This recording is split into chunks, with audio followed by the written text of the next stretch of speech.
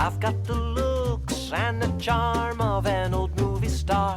Cary Grant, if you will, so I find it bizarre that this girl should refuse to step into my car. She must be shy, she'll come around, it's just a matter of time.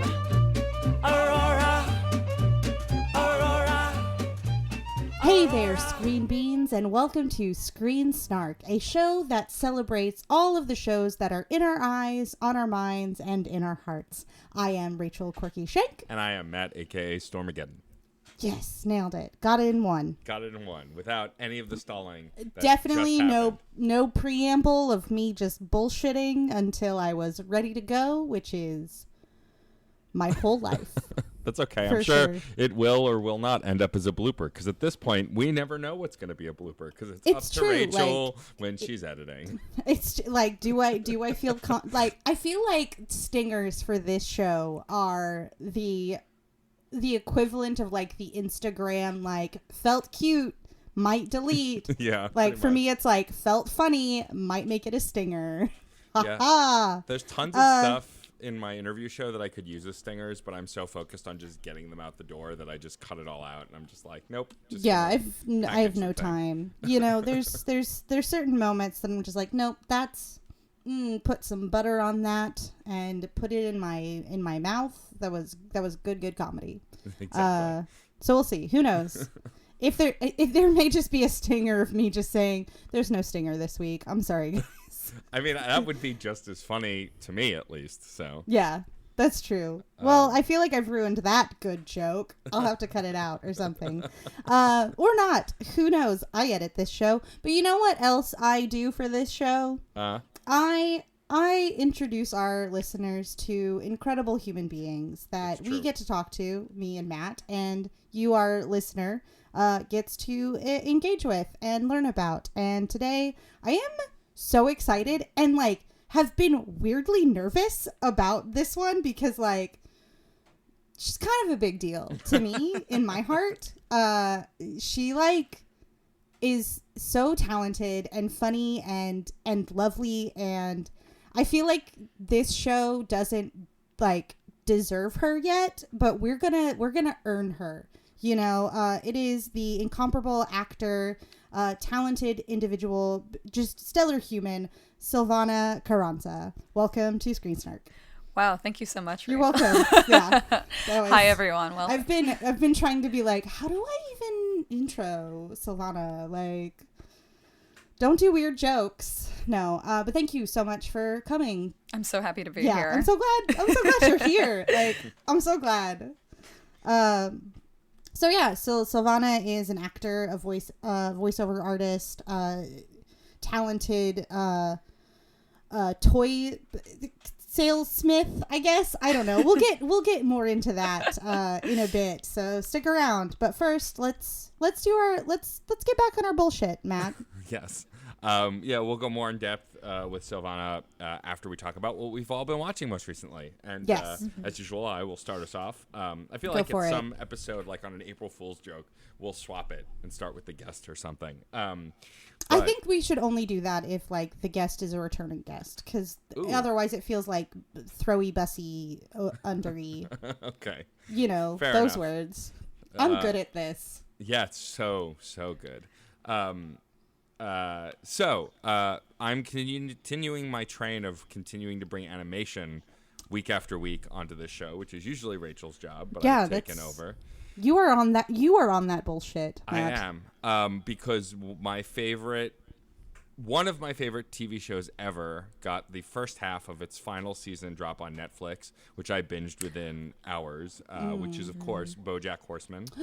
I'm so far behind on BoJack Horseman, so may I ask for me, and maybe for anyone who is also behind on that, spoiler-free analysis. Sure, yeah. I wasn't going to spoil the current season. I will probably talk about stuff in the first season just because most of that is setting up everything else, and I don't think it's too spoilery because shit doesn't really hit the fan until second and third season. But that said, the premise of BoJack Horseman, so it's an animated show of a world that exists within our actual world or mimics our actual world, where there are anthropomorphic animals who live in this world as well as humans, and it focuses on the acting world, and it's a mix of made-up celebrities and real celebrities, often voiced by the actual celebrities to do ridiculous shit. The one that comes to mind is Jessica Biel plays one of Mr. Peanut Butter's ex-girlfriends and is batshit, and she plays herself, and I love it. But it's a comedy, but it's a dark comedy, and it's about BoJack Horseman, who was in the 80s a TV star, a sitcom star, think like Full House, like a Bob Saget kind of caricature, I suppose. Yeah, in a similar way, and except for BoJack, after his show ended, he more or less stopped acting. Like, he became kind of a Lothario and was like kind of scummy and drunk all the time, and he's the main character, and it kind of follows his life. And the whole premise of the first season is his agent is trying to get him to do something and suggests he write a book. Who's also his lover, right? In the beginning. Do I forget this? No, it's you're been right. a minute. You're right. So Princess It's Carolyn. been like 2 years. So Princess Carolyn is an ex of his, but we don't find that out right away. But yes, they used to date. But sorry, spoilers for the first season of BoJack Horseman. Yeah, I mean, I don't remember. I'm just trying to give the ballpark premise. But so essentially, the premise of the first season and where a lot of the events kick off from is BoJack is pleaded with to write a memoir to try and get himself back out there, and so his agent hires for him a sort of ghostwriter, someone to just kind of help him along with the book. Named Diane, and Diane Nguyen, and essentially hijinks voiced by the beautiful Alison Brie. Beautiful Alison Brie. Will Arnett voices BoJack Horseman. Mr. Peanut Butter's voiced by our dream daddy, Paul F. Tompkins. There it is. I was losing the name. Paul F. Tompkins. And it's got a really all-star cast. My favorite character is Todd Chavez. I love him very much. I've seen you cosplay him. He's voice acted by great success. Yeah, that's actually sort of relevant as of when this releases. This Saturday, if you're in New York, I will be DJing again as Todd Chavez for Metropolis Burlesque's BoJack Horseman show called Hooray for Hollywood. How many times have they done this one? This is the fourth one, I think. Okay, cool. This is the fourth one, I think. I missed the last one, but I've done the other three. I originally started as a kitten for the show, but now that we're in a new venue, I can DJ. The reason I hadn't DJed before is just because they didn't need a DJ for those shows, or they couldn't have one for whatever reason. But so I cosplay as Todd for that. It's a lot of fun, and I get into character quite easily. And harass Mochismo the whole time, who is dressed as Sean Wallace as BoJack Horseman, because that's the gag. Wallace Shawn, yes. I'm here Wallace to help. is someone else.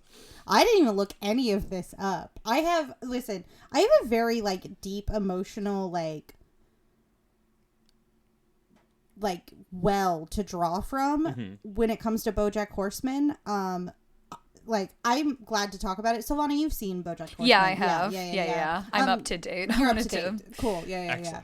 I actually haven't touched BoJack Horseman in about 2 years because I made the terrible mistake of downloading all the episodes for, I think it was the second or third season, to watch on a flight that I took direct from New York to LA to hang out with my best friend, Mark Robert Turner, friend of this podcast.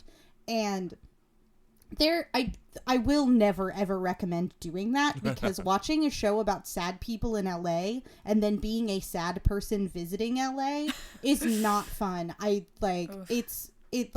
sticks with me, that emotional feeling of this existential dread, and which I think the show does beautifully. And this is not a criticism against watching BoJack Horseman. It is truly a criticism of be in a good space to watch BoJack Horseman, because I was not quite that, and it was cathartic, but it was also really harrowing to be that person, and not to equate my experience to anything similar to what BoJack and this cast of characters go through, because it's a lot of trauma and a lot of sorrow and a lot of sadness, but a lot of comedy as well. what I'm saying is I need to watch more of it. Now that I'm like safely tucked home in New York, and I will never go back to LA unless someone pays me like so much money. But yeah, so the harrowing journey I went on. I think that was the one that introduced his show daughter, voiced by oh my God, she's got the best Kristen voice Schaal. ever. No? Kristen Schaal, thank you. Yeah. Sarah Lynn. Sarah Lynn, yeah. Sarah Lynn, yeah. So Sarah it's Lynn. actually so our BoJack show has a Sarah Lynn act. So I didn't finish. So it's going to be this Saturday, November 17th at Bedlam in New York City. I believe fun. The show starts at 8. I'm DJing a BoJack Horseman themed playlist, and then we have a Sarah Lynn act. We have a Jessica Biel act. Yeah. We have a Princess Carolyn act. A bunch of really great stuff. Mr. Peanut Butter act that's been done, I think, at every show by the incredible Brezzo. That with all the tennis balls, right? So it starts. Yeah. Are you caught up? Did you see when Mr. Peanut Butter hosted an award show? Yes. Who's that dog, Mr. So Peanut? the act is this. There's a scene when he's about to go on to host, and he picks up his phone that's ringing, and then he kicks it, and then it becomes a chase sequence with Todd and Mr. Peanut Butter chasing his phone through the streets. Mm-hmm. So Brezzo opens his act with that. And the first year he did it, he's like, so Todd's in this scene, and in the voiceover, do you want to be Todd on stage with me? And of course I said yes. And so the first time we ever did it, we literally ran through the audience kicking a fake phone case and like acting that scene before his actual act starts. That's amazing. It was so fun. I'm sure we'll do that at Bedlam. But yeah, I love the show. I understand as far as what you were talking about, Rachel, because it's so sad. Well, and I have trouble watching darker or depressing stuff when I'm in a bad place. But BoJack is just cathartic enough that it hits the right buttons. Yeah. But something I want to ask Silvana, since she has seen up to the current season, without spoiling anything. Hold on, I can take my headphones off. No, it's not necessary. Just do this. It's not necessary, okay. though. That's all right. My only question is, because Rachel, you know bad shit's gonna happen. Like you've watched this show. I mean, I've watched a couple like video essays sort of dissecting nihilistic animation. Like there was one that was sort of comparing Rick and Morty to BoJack Horseman, where like Rick and Morty sort of like elevates this nihilistic character to sort of this OP godlike status. Yeah. And like the impact of that, where it's like, if you're going to have a bad character and you want people to be like, that's a bad character, don't make him right all the time, versus BoJack Horseman, where it's like, yeah, this guy's a bad character and everything, like he's wrong, like he's often wrong in all the things he does, like he's a tragic hero versus a cruel protagonist. Well, yeah, but in the seasons you haven't watched yet, that turns a little bit. Like he does redeem himself in a lot of ways, but either way, even then, like he is going for redemption versus like a Rick Sanchez character who's just a bad guy who just is the smartest person in the room. Right. So his cruelty and his intelligence are married in a way that just like makes it so easy for toxic people to glom onto it. Well, right, yeah. BoJack is mostly he's an idiot who makes stupid mistakes and that blows back in his face. But the question I want to ask Silvana is not spoilery. It's just knowing what you know, having watched the current first half of the final season. Sure. Are you excited for the second half or terrified of the second half? Well, I was at the very last scene. I said. Oh no. Oh no. Yeah. Because I realized what they were building up for part 2 without spoiling anything. I realized what they were doing, and honestly, going back to the Rick and Morty BoJack thing, what I noticed is that Rick and Morty does always leave you with a joke, even when it goes into those dark places. You know, a butt will come out of nowhere and fart, right? With BoJack, it just takes you to that dark place and it leaves you there, which is, you know, I'm just an empathetic person in general. I'm very sensitive. So when I see people in distress, you know, it really does affect me. Even animation, you know, and also just as an actress, with dreams of going to LA, knowing that there's so much, like, the business is so toxic, it makes me question, is this something I actually want? Do I feel like I should want this still? Because this is very real. Yeah. How they are portraying this. This is based in truth, and it's a very scary thing.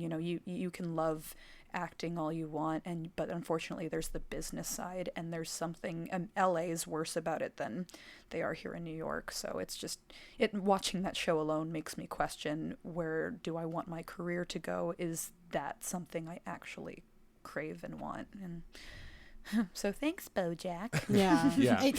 Even as someone who doesn't actively pursue that life, that sort of that ideal of like being able to cash in on a social capital, even like we do this podcast, and and I think about the times that I abdicated from being an actor, and I question a lot like my choice to step away, but there's a lot of times where I'm like, I'm really glad I didn't, especially being young and naive, and seeing the like the post Me Too movement, and the toxic drug fueled sort of culture that sort of goes with celebrity. I think it's such a fascinating show, BoJack Horseman, to highlight that. And because it is animated, they can sort of like take it to weird extremes. Like you can steal the D off the Hollywood sign, and we can all like have a good laugh. But I really do think that is a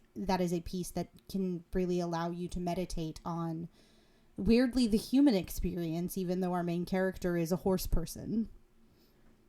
Yeah, Absolutely. and I think what's really interesting about this show, and what Silvana said, to elaborate on, is like a lot of the meat of the episode will often be grounded in comedy, except for very specific episodes that are dramatic through all, which there are a few in each season.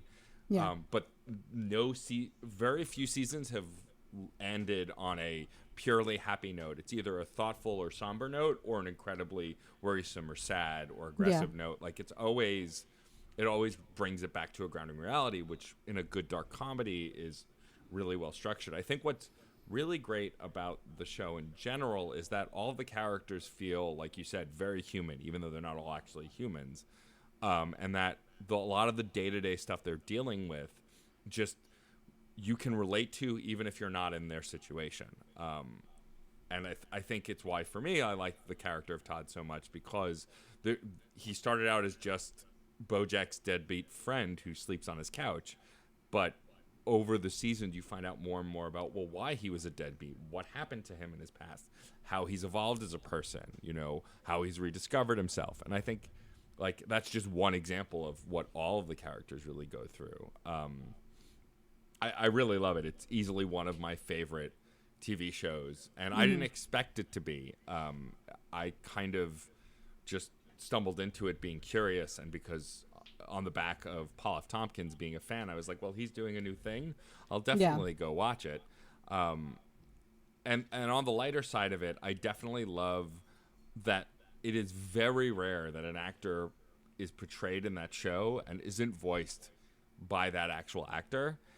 And like the stuff that they'll ask them to do, that they'll do gung-ho. Like I've always loved Jessica Biel and Zach Braff and Daniel Radcliffe, but like because they went on that show as themselves and did really dumb, ridiculous shit, makes me love them even more. Because if you can joke about yourself, like that's a high watermark for me as far as liking you as a person just in general. And so when celebrities do that, or famous actors or musicians or whoever else do that in a show like this, I really dig it. It just it also adds to the realness of the world in a really wacky way too, that I really appreciate. Yeah. It reminds me of those moments where you have sort of like Neil Patrick Harris in Harold and Kumar, or the entire premise of This Is the End. Yeah. Exactly. It's very funny to watch people not take themselves and their brand very seriously. I think that's laudable when you achieve a certain platform and a level of notoriety and social capital that you can just like giggle at yourself and your weirdness, you know. I like that. I like that humanizing element, you know, because like at the end of the day, like all these celebrities are just people who take shits like the rest of us, you know, like. Yeah. Anyway, do we have any other thoughts about BoJack before I ask the important questions? No, I'm good. Cool. Good. I think the big thing for me is I just want to recommend it. If you have no idea what it is, it's definitely worth giving a watch. Yeah. I gave as little plot spoilers as possible because watching it unravel in real time is really great. So Yeah, for sure. Don't watch it on a plane to LA. No. Just don't do that. Don't watch it when you're overwhelmingly depressed. That may not be great for you. But Yeah, other than that, watch it. don't watch it if you're in a bad place. So Matt, if you had you only have 3 words. This isn't an if. No. You have to describe BoJack Horseman in 3 words and 3 words alone. How would you do that? I would say real dramatic life. Real dramatic life. I like that. Because because and we've talked about this on the show several times, but like the best comedy has a lot of drama. And so I think that that's a good way to describe BoJack. I like that. That's good. Thanks. A plus on that description, Matt Storm. I Oh, have my congrats. days. So Rachel Quirky Shank, what's the most Yes. recent thing you have watched? Well, I've been watching a lot of things, and some things we've already discussed on the show. I recently started a rewatch of the incredible anime My Hero Academia. I know, right? I love it so much. But I will. That is literally the last thing that I watched. Because I watched the episode when Deku gets accepted to the hero school, and I was like, oh right, he does cry a lot for like the first 5 or 6 episodes. I love that show. Listen, I'm not going to talk about this one. I always do this. I'm like, I watched this, but I'm not going to talk about that. Please watch My Hero Academia. It's on Hulu now, and if you don't have a Hulu at this point, just call your mom and just get it, because like your mom has Hulu, like obviously. It's amazing. But another show that is also on Hulu that is coming out in real time is the last thing that I have watched that I have not brought on the show before, and that is the incredible comedy series The Good Place. Yes. Oh my goodness. I am caught up as of when we were recording. I think the new episode airs, so I'm caught up as of last week. Yeah. I'm gonna keep it spoiler free, just because I think that if there's anything that shouldn't be spoiled, it is literally The Good Place. You mean the best comedy on TV? The best comedy maybe ever. Like, Yeah, I would agree. This comedy is born out of the history of sitcoms, and has taken the format and alchemy like created something so beautiful that just like dissects moral philosophy, but is like so funny and charming and colorful and exciting and joyful. And I feel like if we're going to make like a diagram of comedy to like tragedy as like the tools in your toolbox, like BoJack Horseman and The Good Place are like the opposite ends, because you've got BoJack, this character who is like successful but sad, and then you've got The Good Place that is everyone's dead. How fun is this though? Yeah. You know, like it starts with the end of your life. Like you are dead, but you made it to The Good Place. I cannot sing the praises of this show enough. You've seen The Good Place. I'm Silvana. caught up. Yes. Yeah, it's a hard show to talk about without any spoilers. I mean, I guess the basic premise is, you know, it focuses on Eleanor Shellstrop, someone from Arizona. Yes. So this character played by Kristen Bell, the at the instant of her death, she is greeted and welcomed to The Good Place. So you've got The Good Place and you've got The Bad Place. And very luckily, Eleanor Shellstrop succeeded to be in the good place. As we sort of get to know this world and we're sort of doing all the table dressing, something feels, and this is just the first episode's premise, something feels kind of not right, where stuff just doesn't feel connected to Eleanor as a character. Like, everything is supposed to be tailor-made to her exact desires and dreams, and she meets her soulmate. And at the very end of the first episode, which I'm just gonna say it because at this point we should know, Eleanor Shulstraub is not the right Eleanor Shulstraub for the good place. Yep. Turns out this Eleanor Shulstraub was a terrible person on Earth, and so in order to save her ass and to not be damned to hell for all time, she her soulmate happens to be a moral philosophy teacher. And so the entire setup of this show is Eleanor is learning lessons from philosophy and morality, and the show is taking those and putting them as the themes of the episode, which I think is just brilliant. Like, I feel like I know so much more about Kant than I ever should for someone who just watches animation and cartoons. Yeah, and it's brilliant because, like, the first episode, it's like she knows she's in the wrong place. She wants to learn to be a better person, though, so she can fill her role there, like, so she can maybe stay.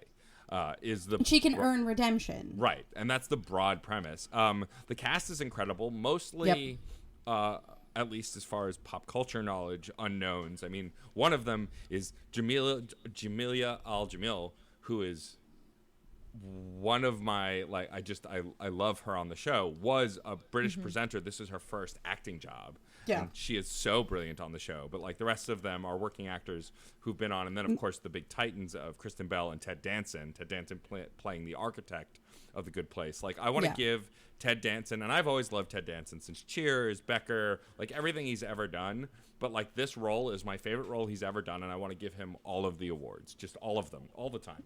Yeah, just go. This is for Michael. Like, it's just for Michael, for sure.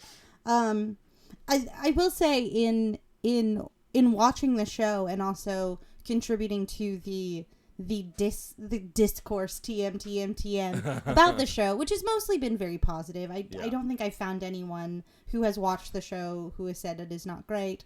But one of my favorite little bits of ridiculousness is, like, that BuzzFeed culture of all of us are one of the four main characters, the humans from The Good Place. So I gotta know, Silvana, Matt, which one are you? Eleanor. Yes. Matt?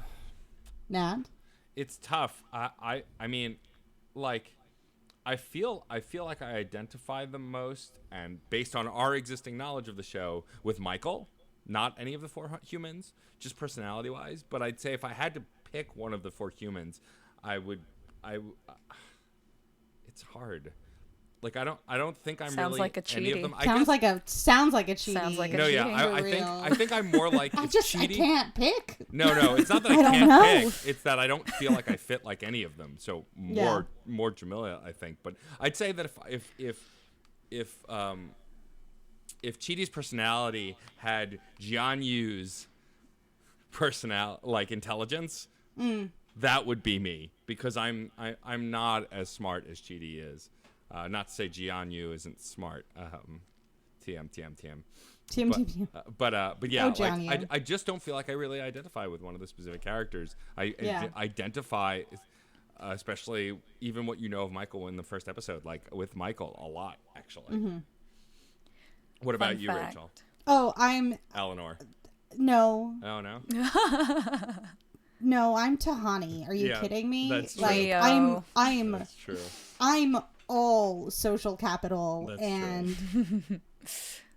Like, no, I'm sorry. I mean, yeah, I'm a garbage person, but I'm a garbage person in the way, like, Tahani is a garbage person. No, that's true. I mean, they are all garbage people for different reasons. It's true. I mean, I will say, like, of the, like, gimmicks of each of the four humans, I do identify with Chidi the most. Like, the stomach aches, the nerves, the anxiety. Like, I have all of that. Also, sure. you couldn't nail down that you were Chidi, and that is a very Chidi thing to do. Very Chidi thing to do. But I am very decisive often in life, which is the only thing I don't identify with him. But all the other stuff, like the minute something starts to go wrong, I have a stomachache immediately. So like that bit for sure, I can definitely relate to that. Pegged you for a cheatie from the start. Thanks. Yeah, and I have a potty mouth, so. I do want to shout out also the Good Place, the podcast, because if you haven't seen the show yet, like they talk about each episode of all the seasons, they're current, and it's a really great companion piece, especially if you're an actor and writer and director nerd. Like, it's great. It's hosted by Mark Evan Jackson, who plays a character that you wouldn't have met yet if you haven't seen the show.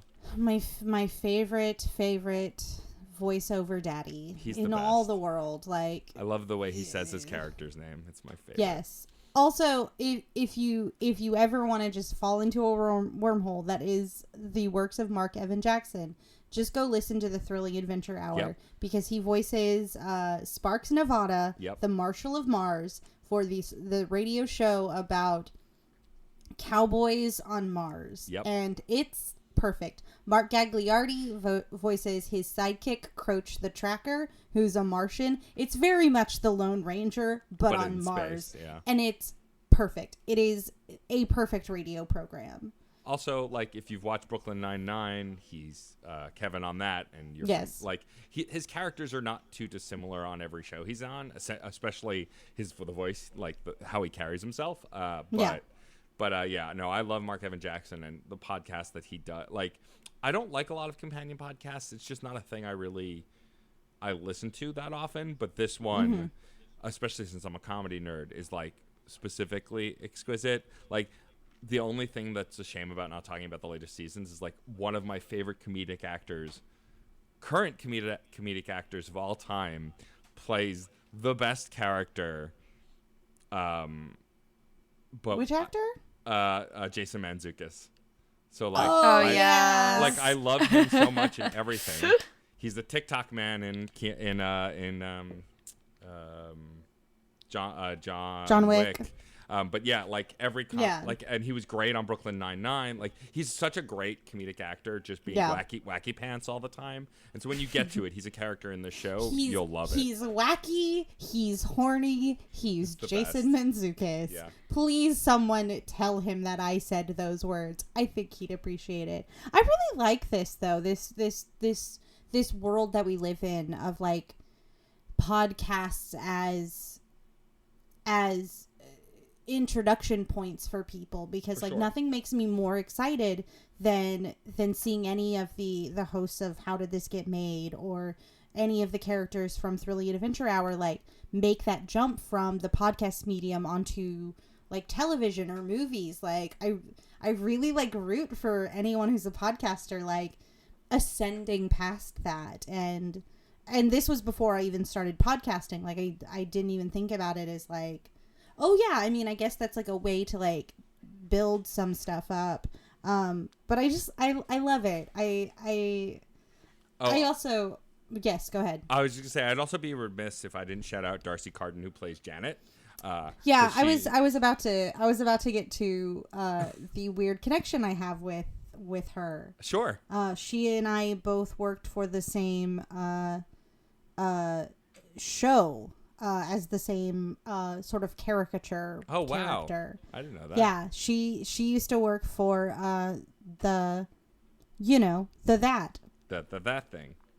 The bus thing. I did not know that. That we don't talk about. Yeah.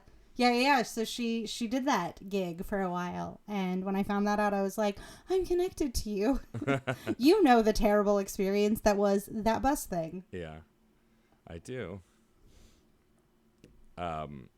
She is wonderful, and the character is wonderful. I don't want to spoil too much with that either. I just wanted to make sure, because we mentioned everybody else, I wanted to make sure we mentioned Darcy Carden as well.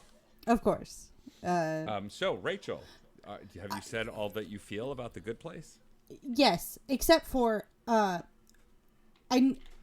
Listen, I don't ever want to tell people what to do. Like, listen, live your own life. Like, anarchy, I love it. But if you truly want to give yourself a gift, watch The Good Place.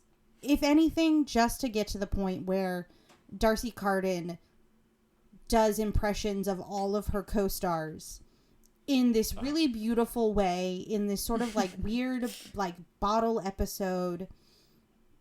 That's one all. of the like, best episodes of television ever. If you are interested in the craft of acting, if you are interested in the intelligent way to do comedy and the beautiful way to do impressions and the essence of people, like, get into The Good Place, because at a certain point there is an episode and you can just watch this craftsperson do their art in one of literally the most stunning ways I've ever seen in the history of television.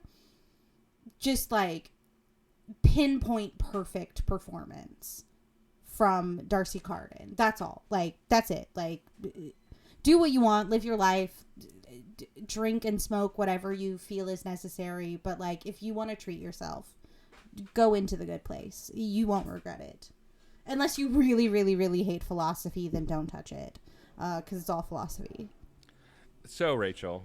Yes. If you had to describe The Good Place without using just the words The Good Place. I know, I was ready to cheat. In 3 words, what would those 3 words be?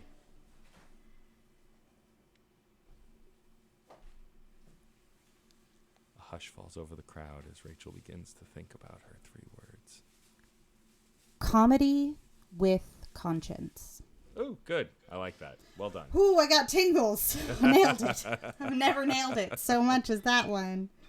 I've been stressed about that for days. Just being like, I don't even know how to describe The Good Place. But yeah. So yeah, watch The Good Place. Do it. It's the best. You know what? Watch BoJack Horseman. Binge it. Yeah. Then binge The Good Place. Do all of that the seasons except the current one are on Netflix of both shows. Except for BoJack, which all of it is there. But yeah, but Good Place is all on Hulu, and it's dropping in real time. So just call your mom and get those logins from her. That's all. So, Silvana. Yes. Yeah, I'm so excited. Hi. What is the last thing that you have watched? So, actually, last night I was at the Barrasco Theater for my fiance's birthday. Happy birthday, Tommy, friend Happy of the birthday, podcast. He's 1,000 years old.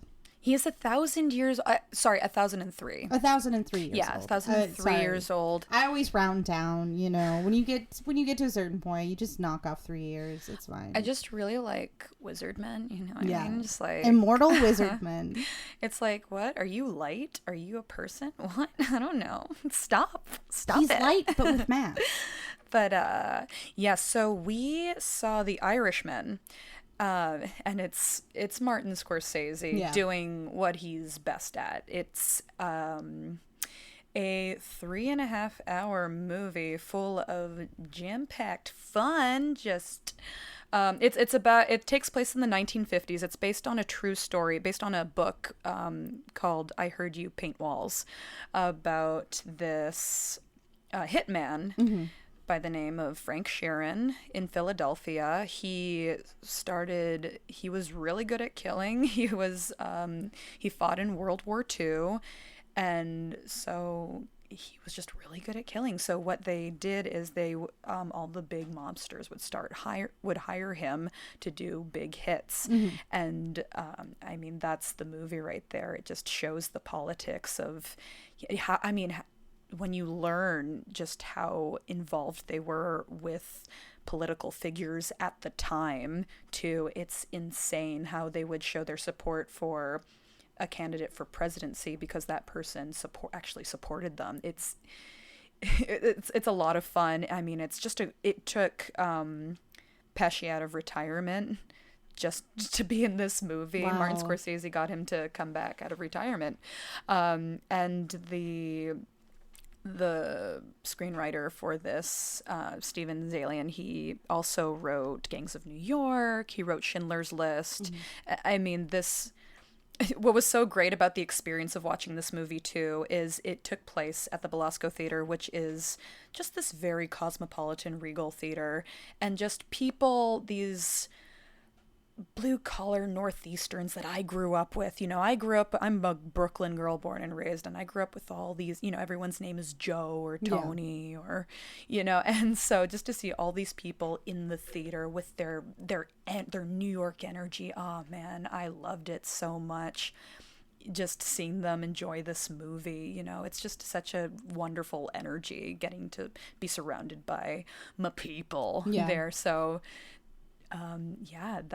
that's what I enjoyed last night, and it was incredible seeing Robert De Niro, Al Pacino, Ray Romano. I mean, just the cast is fantastic. Yeah. I know this movie took a long time to make, and I'm just so happy. I think all the edits were worth it, absolutely. So definitely go see it. Yeah.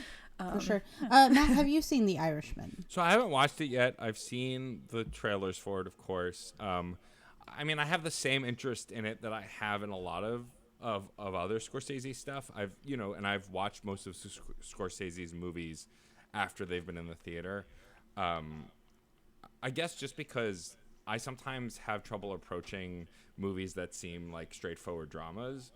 Sure. Much to my own detriment. Like, I didn't see Hidden Figures until after it was out of theaters, and I loved Hidden Figures, which I know isn't Scorsese. I'm just saying it's a drama that comes to mind. And so, like, I'm kicking myself, and I'm trying to see more of them while they're in theaters, because while, like, we're all nerds here and we love comic book movies and everything else, like, I want to see more original drama stories that are not about superheroes. And so I have not watched it yet, but it is on my short list to watch, because, I mean, the cast is insane and I like all of those actors. So I will at some point see it. But also, I'm not super worried about spoilers, as this is not that kind of movie that I don't really think spoilers matter that much. Yeah. I have not seen it. And Everyone dies. I'm kidding. yeah. Beautiful. I mean, yeah. It sounds like that sounds normal for a Scorsese. Yes. Le Scorsese. Le Scorsese. Le Squaw. Le Martin Scorsese. Oh, it's fine. They profited from colonialism. We can make fun of the French. It's fine. It's true. Hold on. I'm trying to remember the words that you said, Silvana, about the movie.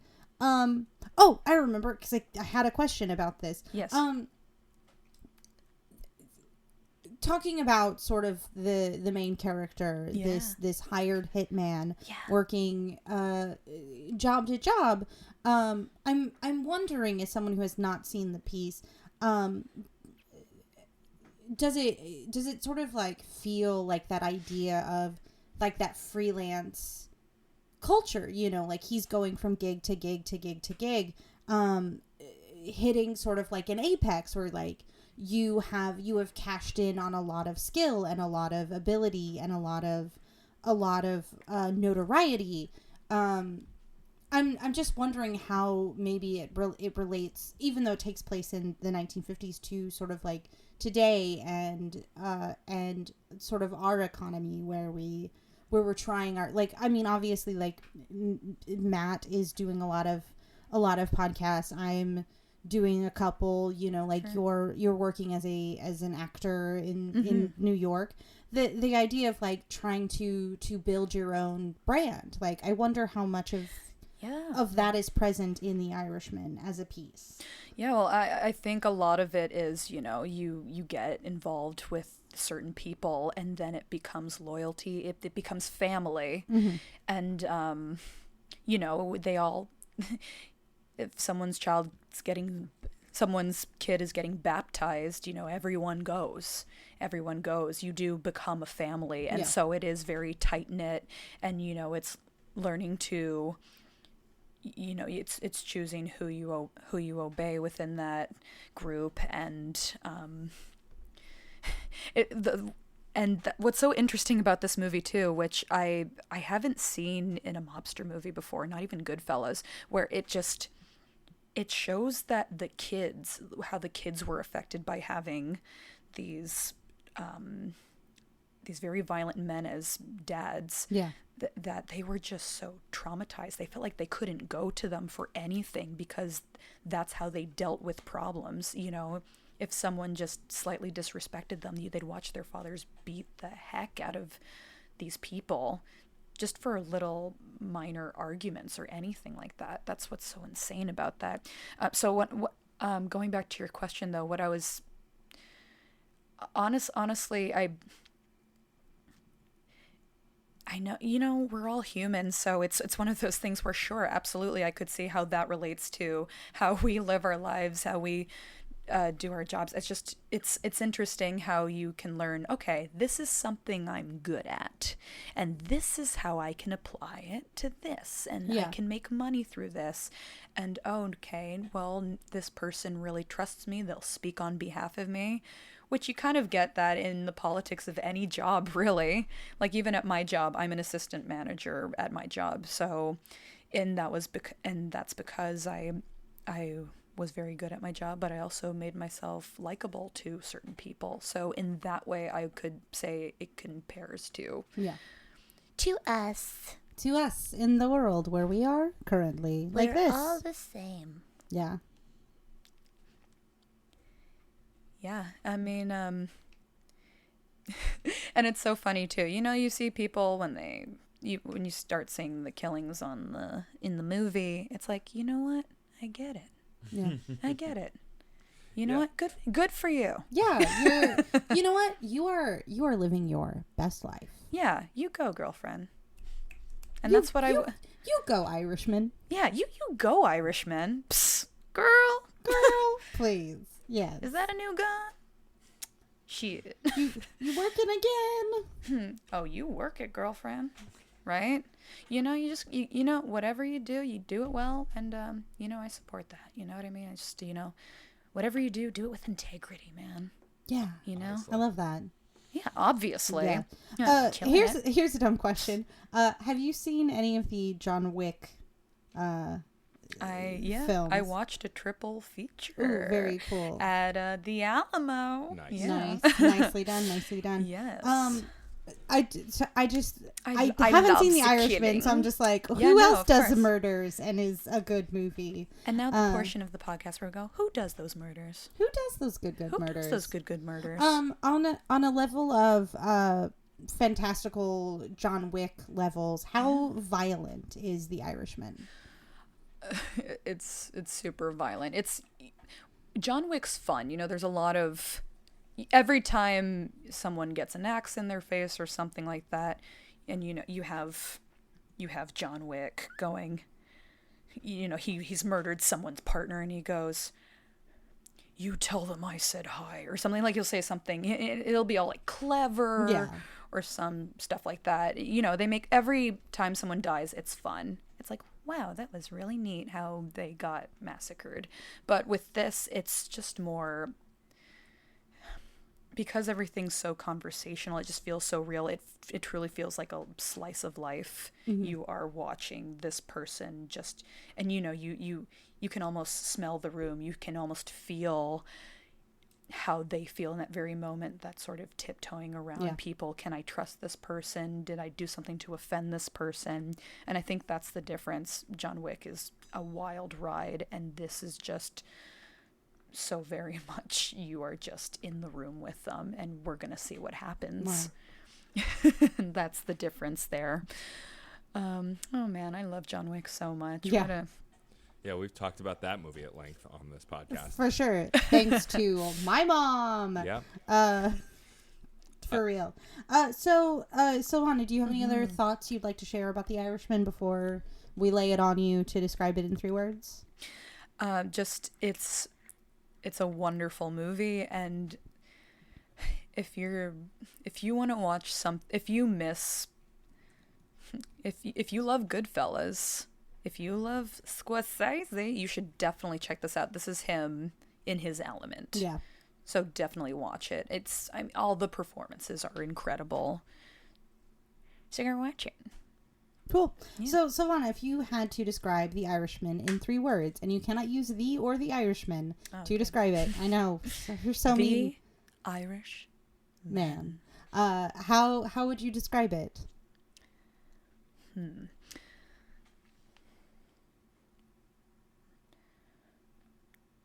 Informative, realistic, engaging. Ooh. Well done. Informative, realistic, and engaging. I like that. And you can put periods in between those. Case. I love how you're still giving him direction, even though he doesn't listen. He doesn't listen. He never listens. But you know what? It's a bit now, and I'm only here for the bits. It's true. So we've come to the portion of the show where we're going to get to know Silvana a little bit more. And I would like to take lead point on this, Matt Storm, because I did research. Haha. About Silvana, because I took this very seriously. Silvana. Yeah. Orange is the New Black. Oh, that research. You was on that. I was. Dish, if you can. Dish what you can legally. So, I was throughout season 4 of Orange is the New Black. I was an inmate. And I think I know the part you would like me to bring up. Yes. Okay. So, and it's so great working a day job and when people recognize you from this particular scene. So there is a shower scene and I come out and I am butt naked and I give some serious side eye. And it's just so wonderful when regular customers go, "So, you were on Orange is the New Black, huh?" I'm like, "Yes, I was. And yes, that is me. And that is what it looks like under all this." Yes. Yeah, so, yes, I was on Orange is the New Black. And what a great, Netflix show. Yeah. What a great experience because this... You were treated like family, even by the core cast members. You know, we all used the same bathroom. We ate in the same area. It was great. What a fantastic time. Fantastic way to make extra money. And I got paid extra for being naked. So It was great. Yeah, they rubbed oil all over my body to make me look extra wet. And so... Oh, my. Yes. Yeah, it was fantastic. This is what the people are here for. The people. Yeah, so, I mean, it's just a fantastic experience. You know, Leah Delaria, she's so hilarious. And Uzo is such a wonderful human being. They're all just such lovely people. And I appreciated that. They didn't have to talk to me. You know, they didn't have to sit next to me. They didn't have to do any of that, but they did. Yeah. And for that, I will never forget that. You know, everyone, the PAs, we're all buddies. And I think the world needs more of that, honestly. Yeah, for sure. It sounds very much like any piece of like theater where everybody's just kind of like in the space together, enjoying each other's company. You know, it's very heartening to hear that experience can still be had even on like a popular piece of television or film. So absolutely, that's really great to know. I do want to know, like, in the audition process for this, how much information were you given about the level of dress or undress? So it was basically, what do you look like in a bikini? And I showed them, and they were like, "Excellent." How weird. I once put in a job application for a bikini bar and they asked me the same question. Yeah, it's like usually, you know, because as an actress you get so many sad art boys who say, "So I'm writing a piece, it's about this girl named Lilith and she's a nymphomaniac and you will have to show your boobs on this show, and you know, I'm a real artist." You know, like they make up excuses to write things that they don't understand, just for the sake of being edgy. And so, but you know, this is Orange is the New Black, so I knew this was just going to be me in my space on set with all these people I love and trust so much. And it was great. I had a fabulous time. It was fun getting to do that scene over and over and over again. It's like, did that side eye look good? You know? Yeah, it was fantastic. I can't say enough good things about everyone on that show. the director, the PA, everybody. Yeah. Like everyone did a great job. It's amazing. Yeah, absolutely. It's good to know. Yeah. Also, in the land of research, girls. I'm just going to Oh my say things that are gosh, on your you resume. really? I looked at your res. Oh like, I did it. my. I checked it out. Oh, geez. I've never taken this show so seriously as today. Oh, geez. Yeah. Yeah, that was an interesting experience. I was just, I needed some extra money for background work, and Lena Dunham, she's like that all the time. Really? Yeah, she would get up and go.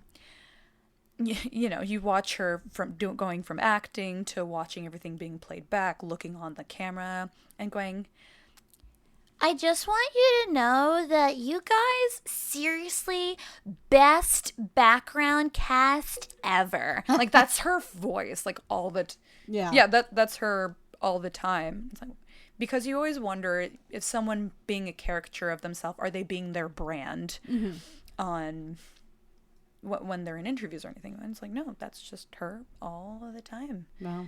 And how about that? Yeah, so that was that's really all I can say about that. I was just on there, and I was to walk back and forth in the bar. They needed people who looked like they went to college, and I was like, I look like I went to college, so I'm gonna dress like a college girl.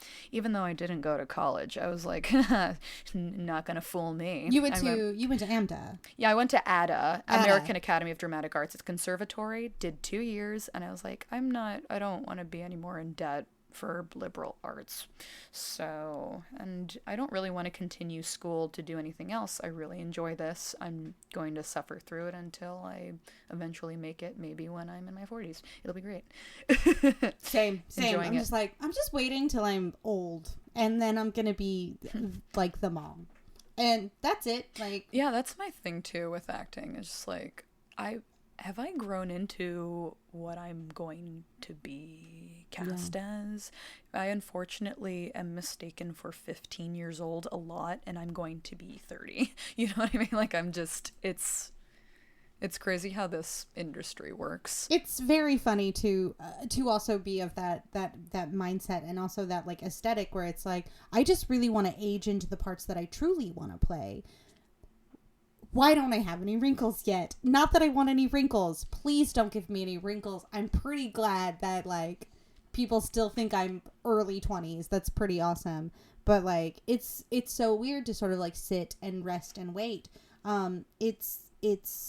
It's wonderful to know that you're like still getting out there and doing things and participating in the society.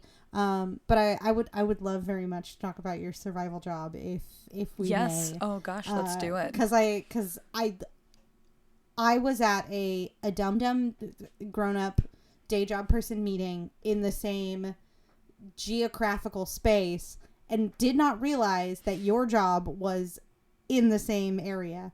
I was at 30 Rock, and if you don't know anything about New York City, FAO Schwartz used to be on 5th Avenue up near 59th Street, and it closed, and it reopened at Rockefeller Center, in the place that the old NBC gift shop used to be. Turns out, Silvana works there as an assistant manager. And I gotta say, I went in today for the first time ever, very surprised. It's weirdly chaotic and magical. I'd love to know how you got into FAO Schwartz in this iteration, and sort of like your history through toys as survival for. Oh, absolutely. Because you worked for Spin Master for a while. Did. If I have to bleep that out, I Wow. will. No, you really did your homework. I did. I mean, you also did your homework. Yeah, it's for sure. Wink, wink, wink. Yeah, nudge, you nudge, did. nudge. You did. For those of you who don't understand that joke, John Henry used to work for Spin Master as well, and we have sex together. they do. They have sexual relations. Babe, is it okay if I tell people we have sex together on the podcast? He said it's cool. We heard. Okay. Yeah, so okay, so here are all the fun companies I worked for. I worked for Alive, they're now called Buzz. I worked for Spin Master. I worked for Kangaroo. I worked for Toysmith, and now I work for Marvin's Magic. Marvin's Magic has been around since 1987. You probably have watched the Marvin's Magic drawing board commercials as a child. If you Oh, is it the one that looks like a chalkboard, but it's like all rainbows underneath? Yep, that's it. For sure. So that is, yeah, so I do magic for kids now. I've been in the toy business for 8 years. I've been to toy fairs, and just as an actress, it's a wonderful world to be a part of. And honestly, I just love children so much. I really enjoy their company. I like to make them smile and laugh. And yes, my clock is probably ticking. I'm like, I really want some kids. Yeah. But I'll tell Tommy that later. Maybe after After the wedding. After Yes, the yes, wedding. yes. After the wedding. But yeah, so right now I am the assistant manager for Marvin's Magic. We sell magic to kids, and they're great toys. You have all these different ways that you can teach magic, and magic is a real skill. Magic is a real skill that you can teach people how to do so that they can make money off of it. And that's just, it's such a rewarding experience watching kids going, Okay, so I already know the coin trick. I already know the Svengali deck. Now, what I need is the handkerchief trick, and I need the sponge balls. And I went to magic camp over the summer, and Darren Brown was there. and it's like they talk to me about this in such great length, and it's so wonderful that there's a magic community where they really look out for everyone. And it's it's just, I can't even explain how happy it makes me knowing that when I sell a product to someone, it's really going to give them something. Because the older toys I used to sell, they were helicopters that were cheaply made, and they hurt kids, and I felt bad that I was even selling it to them, because I knew they were gonna break eventually. It's, you get these cheap plastic helicopters from other companies, and yeah, they could be gyro stabilized, they could have 4 rotors, they could have 4 channels, all this wonderful stuff that could be radio controlled, but I knew how long they were going to last, and I just felt so terrible for selling them to kids. But now I'm working for a company that really does care, and they want you to get good at this thing. And I mean, I could do without being surrounded by magicians all day, because all they do... Magicians are terrible. All they do is talk about magic. I love magicians. Them. Yeah, and me too. Talking about the origins of magic being profession, like Matt, you and I both can attest to the number of adult magicians that we know. Correct. Just across the board, like Matthew Holtzclaw, Nelson Lugo, all of these magicians, Albert Cadabra, who like, if you're going to be a magician for life, it starts when you're a kid. So like, you are single-handedly bringing us the next Holtzclaw, the next Copperfield, because Absolutely. like, it is, to do magic is such a labor-intensive act of love for the art. Like, in the few times that I've ever tried to learn a magic trick or be taught a magic trick, it is, hey, this ball, drop it in your hand again and again and again and again and again till it looks like you have it in your hand, but you don't. Like, it's such a process, and it's so wonderful that there's entities out there that are making it something that you can be passionate about, but also like enjoy. So I think that's, I'm so impressed, and I'm so proud. Oh, thank you Over so here, much. just like above the game. Yeah, Blink, I have blink, to. blink, blink, blink, big starry eyes.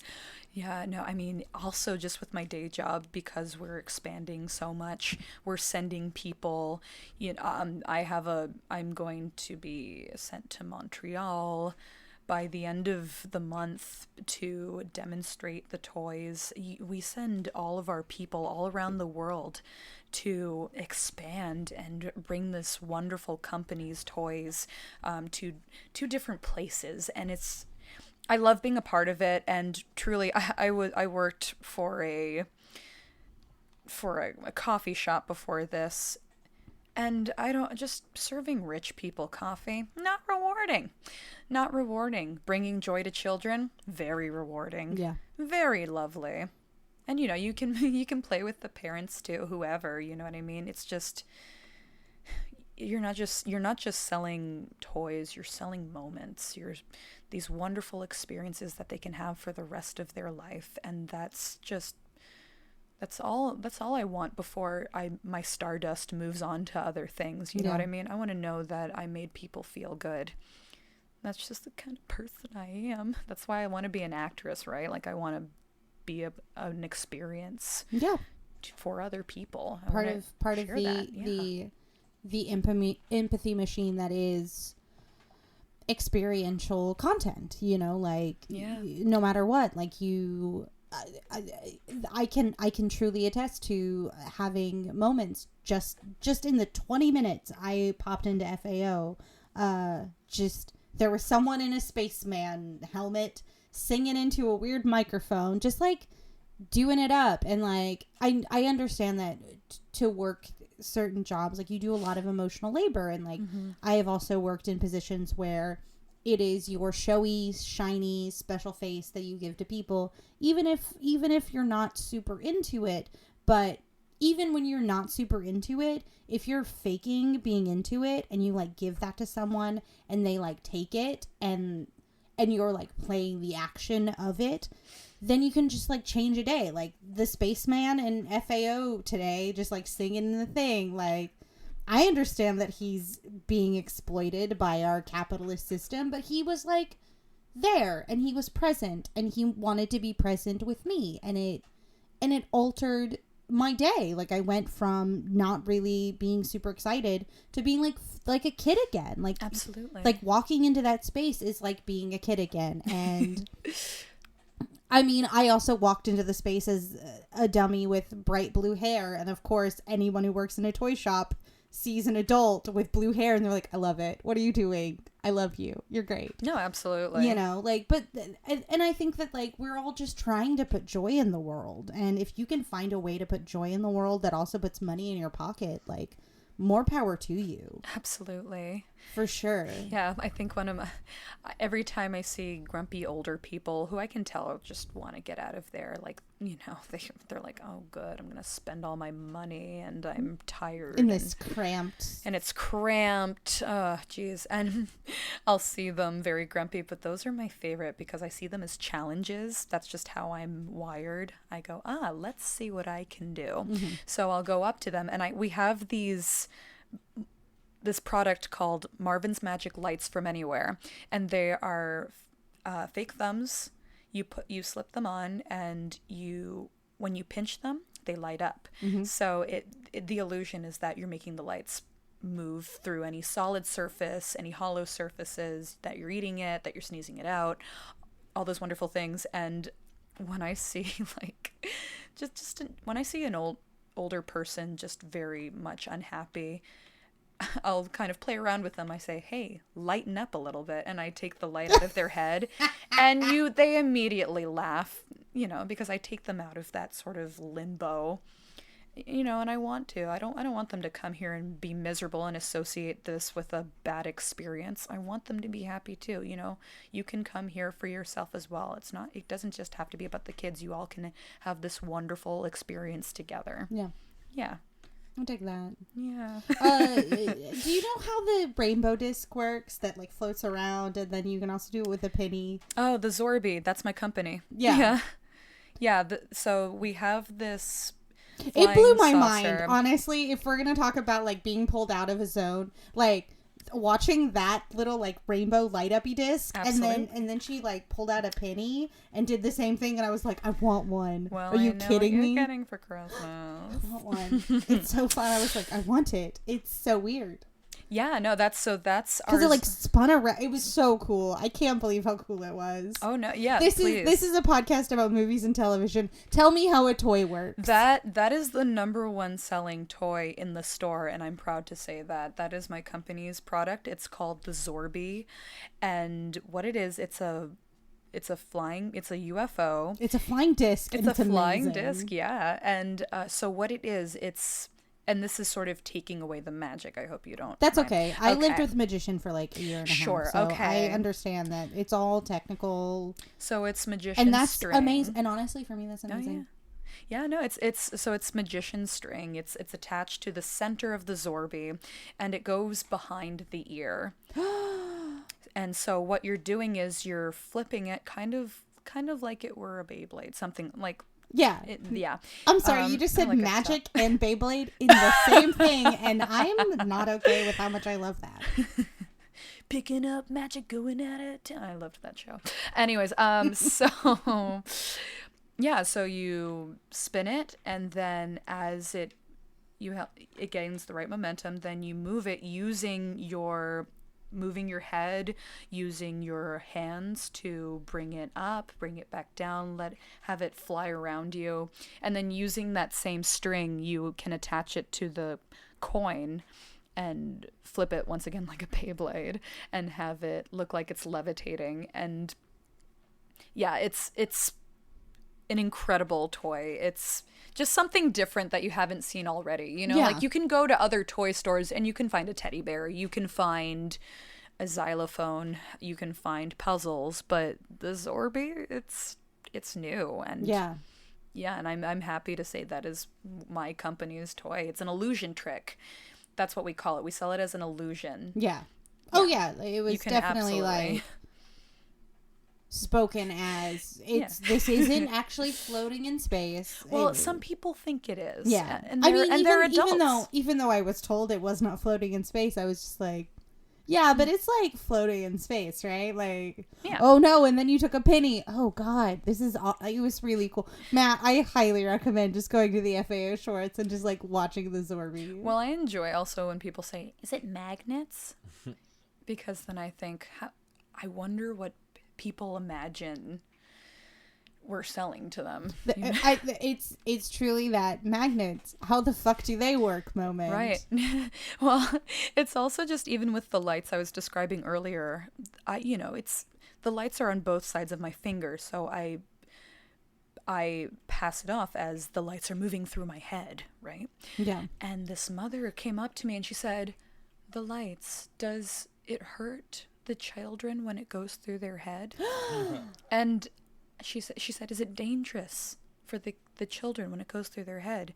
And I had to, take a deep breath and deal with the fact that I had to explain to this woman that magic isn't real.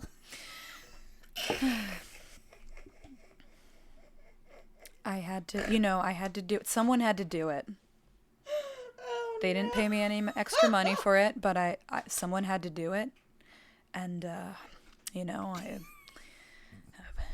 well, everyone, that's the end of Screen Snark because we've achieved the singularity. That was truly the greatest moment ever in the whole world.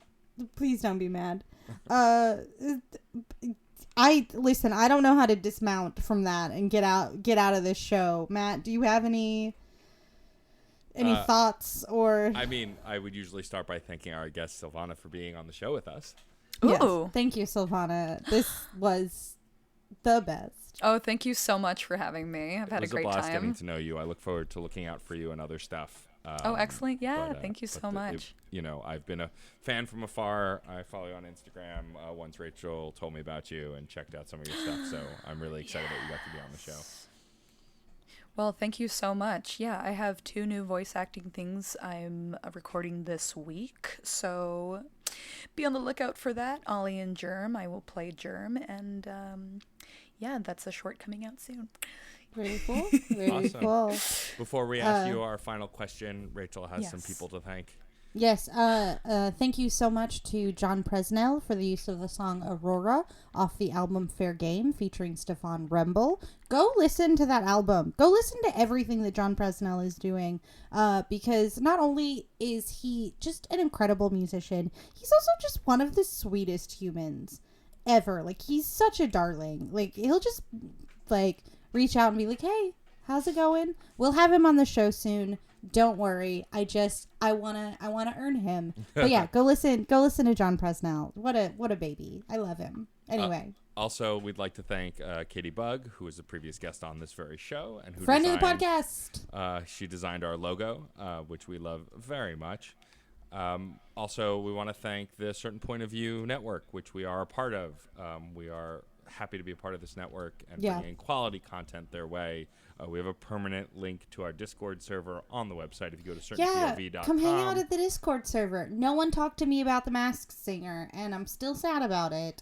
I'm going to go watch the double feature that just dropped yesterday. So if anybody wants to talk about the double unmasking that happened on Wednesday, I will be there.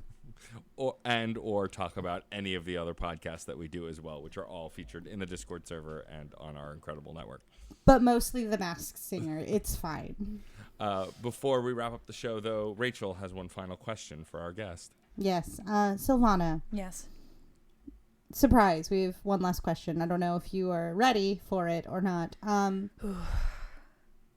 In the world of fictional creations, we often rely on various forms of shorthand to sort of get ideas across as quickly as possible. And some of those forms of shorthand have become so synonymous with narrative art that they have achieved a new level, and those are called a trope. So, knowing all of that, if you could choose any one television or film trope to become true in your life, what trope would you choose? Wow. Yeah. Trope.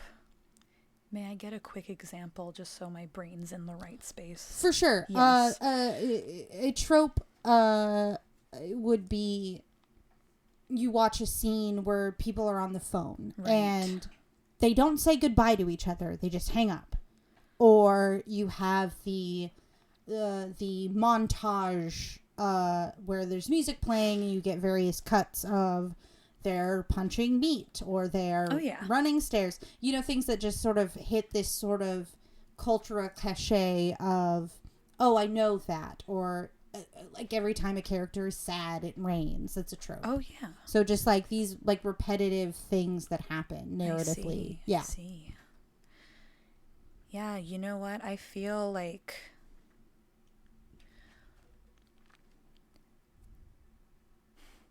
just because I'm very this probably comes from being an only child of divorced parents. I'm oftentimes in my own space just thinking a lot by myself. So I definitely see montage, and I mean like weird theremin music is playing in the background where I'm just kind of like observing things, and then you go into my brain, and then my little fantasies of what could be happening in real life come to be. I see myself in a little indie film where I'm the artsy girl. I'm sort of like the Amelie. That's how but just like more New Yorker, more potty mouthed, and even in like more like trashy pervy. That's really me. Eleanor Shellstrop, to bring it back. Yeah, so I am an Eleanor, definitely Eleanor. So that's Dr. J.D. Dorian, but New York. Yeah. So that's what I would say that for me.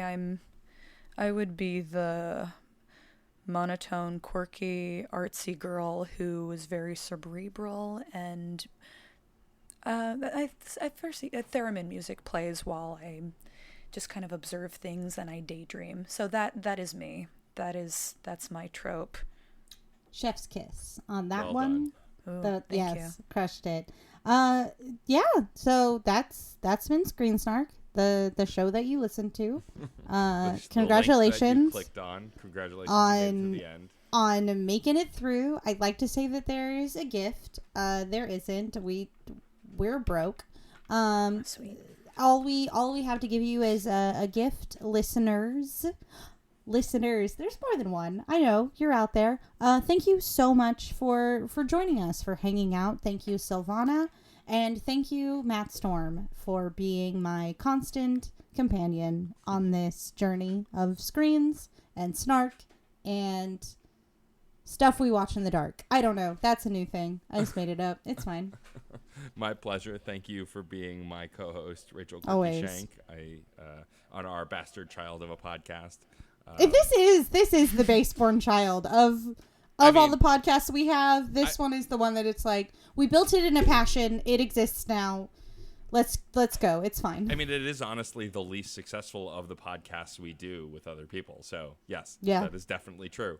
And this is not a cry for help. This is us acknowledging our place as we grow this little podcast. Way to end it like an episode of BoJack Horseman. You're welcome.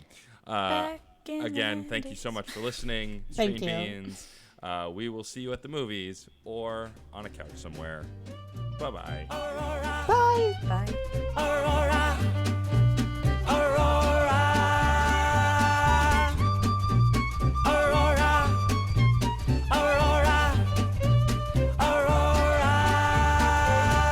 Metal to magnet, she will be mine. Aurora.